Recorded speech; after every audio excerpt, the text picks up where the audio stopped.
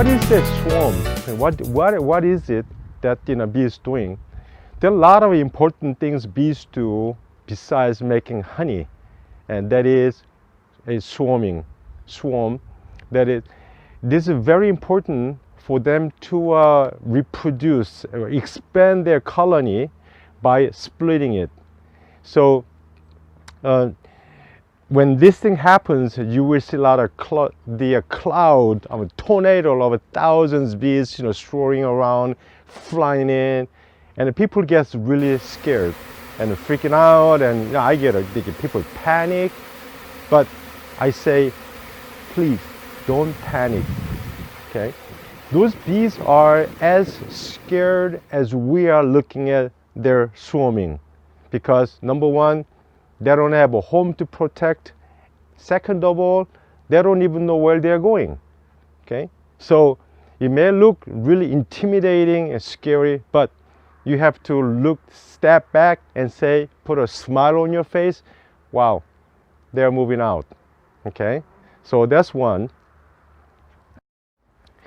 So the swarming happens usually during the springtime, as we're coming out of the winter, and then as early as February, and then it start really swarming season kick it in from March on, and usually April, May, June is the peak of the swarming season, and then it starts to slow down like a late October, and that is only for where I'm at, which is Northern California.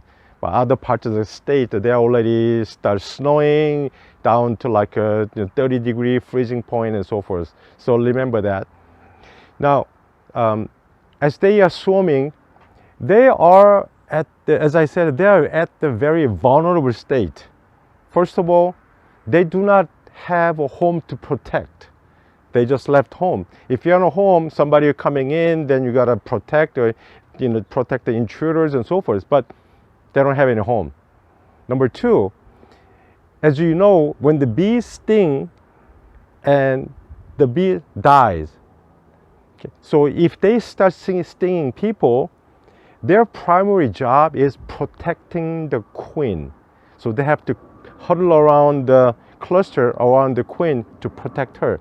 So if they start stinging people, they are losing their purpose to protecting the queen. So again, it is their very vulnerable state. So keep that in your mind. I know it may look scary, but actually they are not after you.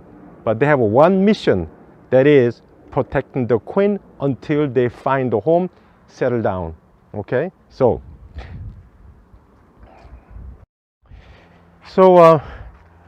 as the swarming happens, the mother of the whole entire colony leaves home with half the colony or more or less. They take off, and then leaving their old home to her daughter. At this point, usually when the swarming happens, the new queen, her daughter, is not born yet. But as soon as when it's 7 to 10 days since the queen cell is set, and they go. Okay, so for us as a human being, it's opposite, right? When our children grows, they get a job, finish school, and get married, and they move out. We hope, okay? Okay, I'm not going there, okay? So, but the bees are opposite. Just leaving their home to the daughter, and then she goes. I guess she has experience that she can start a new home to someplace else.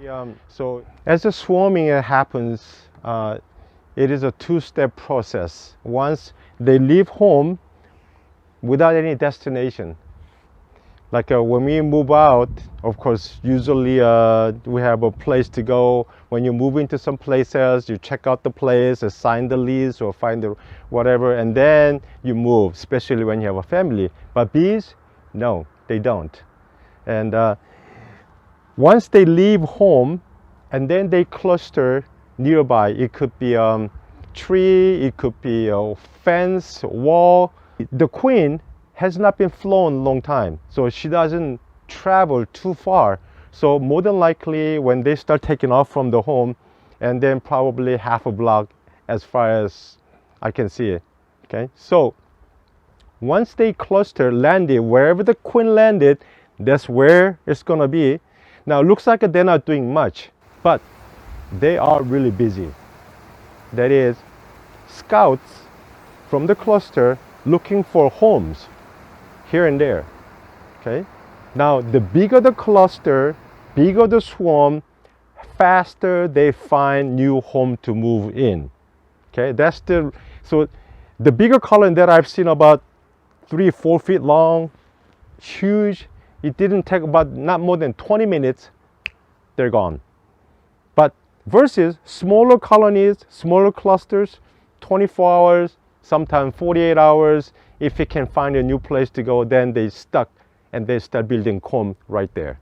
Okay, so what they do is, as the scouts coming back and find the place, and they report, and then more bees go over there, look for the 5, 10, 15, 20 bees go over there if they're liking it, and then more bees come and visit, and then they come back. What they do, they take a vote.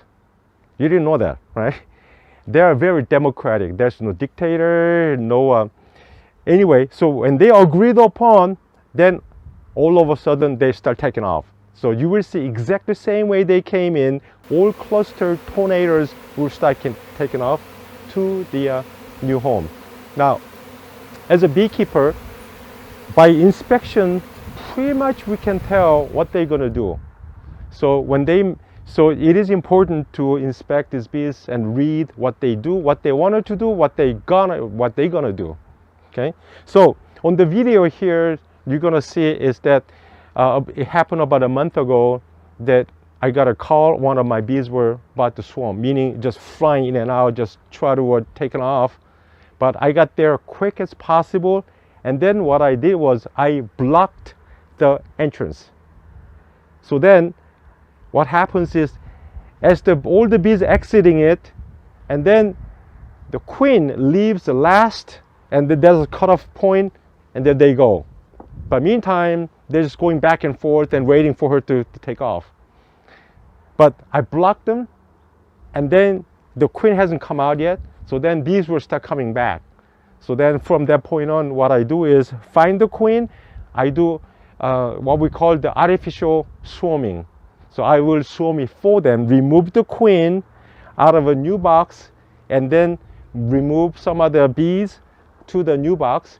And also it is very important, that is, you know about the parasites that I will be talking about with the varroa mites. While they are swarming it, there will be periods of time that there's no brood. In other words, no babies.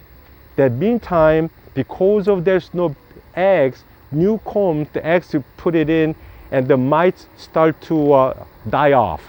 So bees know how to manage their mite control, but as a human being, as a beekeeper, it's like a swarming. Let it happen one side, the other side, how to prevent swarming, but it's a beekeeper's choice. But anyway, that's what you're gonna see.